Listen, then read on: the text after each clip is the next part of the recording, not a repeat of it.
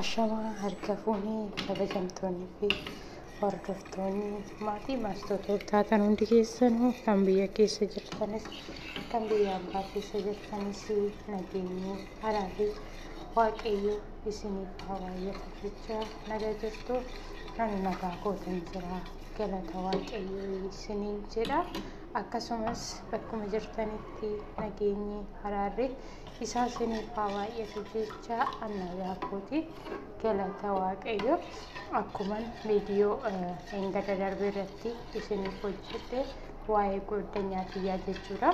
Viidiyoo sanarratti na duuba garagaltee akka ishiin waan akkasiin irratti raawwatte jechuudha. Ammas bakka sanitti dammoo ammallee haalli ishiin ittiin narratti gochaa jirtu jechuudha.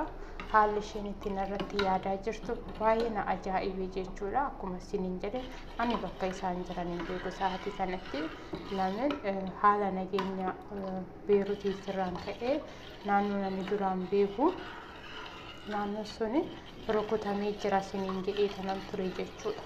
Amma isaan garuu ani naannoo duraa sanan beeka malee amma naannoo isaan jiran hin beeku kan maaliif biyya ambaa keessa immoo wanni ati beektu tokko hin jiru jechuudha.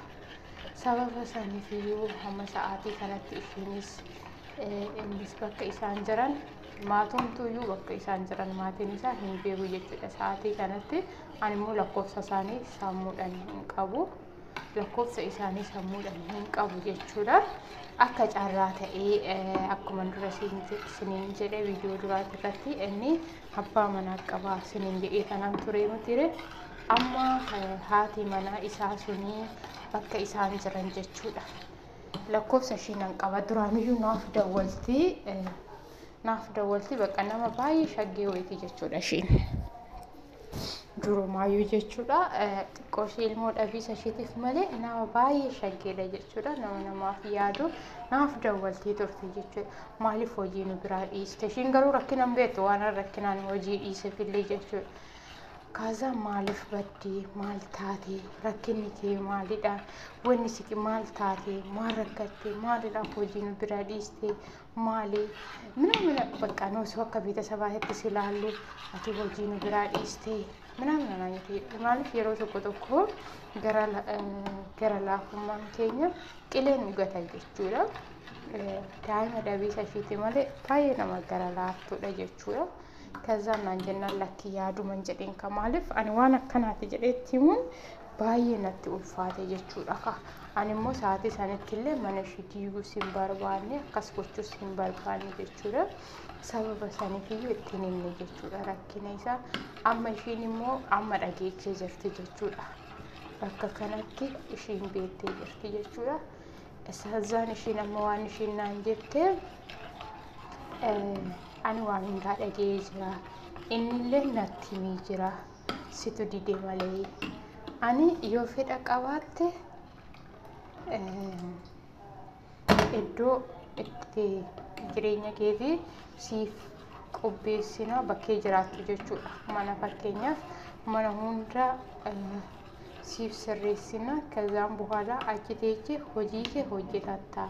Gizee fedha qabdu dammoo yoo barbaadde dhuftee laaluu hin dandeessa. Yoommoo mana keenya dhufuu fedha qabaachuu baatte dammoo laal ishiin amma akka ishiin naan jetti malee inni garuu akkasitti yaadaa hin jiru jechuudha. Inni bakka qulqullina ishii jedhee akka mana keessa jiraadhee ani taa'ee hojii bakka maaliif harka isaatitti bulee daa'ima san guddisuu barbaade jechuudha. Ani immoo akkasitti immoo waan akkasii san immoo harka namaatitti hin buluudha jechuudha. Durallee bakka of ta'ee jiraachuun barbaada akkanaatitti of ta'ee jiraachuun barbaada jechuudha. Ishiin dammoo ishiinis hawwii qabdi jechuudha. Hawwii guddifachuu san jechuudha. Anis immoo akkuma dura isiniin jedhe garaan alaa ishii namaaf hin jedhu haati kamiyyuu ilmoo ishii hin gattu jechuudha. Waan nu barbaade yoo ta'e ilmoo ishii dabarsitee nama biraatiif hin kennitu jechuudha. Bakka sanitti anas dammoo qirna jedhe ishiin garuu immoo ani naan guddisaa. Akkasuma dammoo guyyaa jimaata gidaamee sanbata akka sibiratti wanno jedhu akka sibiratti dabarsuu qanii inni jechuudha. Anuyyuu fidee dhufe sibira oolee bulee akka yaaddoo isaa baatu guyyaa hojii keetii dammoo hojii kee itti fuftaanaan jette jechuudha. Jennaan ani immoo bakka kanatti namni kun nama biyya kootiiti miti maalummaa isaanii hin beeku. Dammoo dubartiidha. Namni gisee ammoo እንኳን nama zeegaa biyya hambaa dhiisii zeegaa biyya ofiitiyyuu amanuun baay'ee ulfaataa ta'ee jira jechuudha.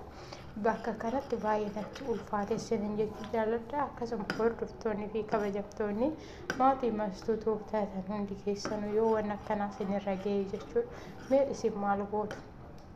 Namni tokko gaafa daa'ima keessa sinirraa fuudhee nan guddifadha jedhee wanno jedhu akkam hagama namatti dhaga'amu jechuudha. Akkasuma suuraniin gadda taabbileerra godhadhe isaaniyyuu ishiitu naaf erge jechuudha.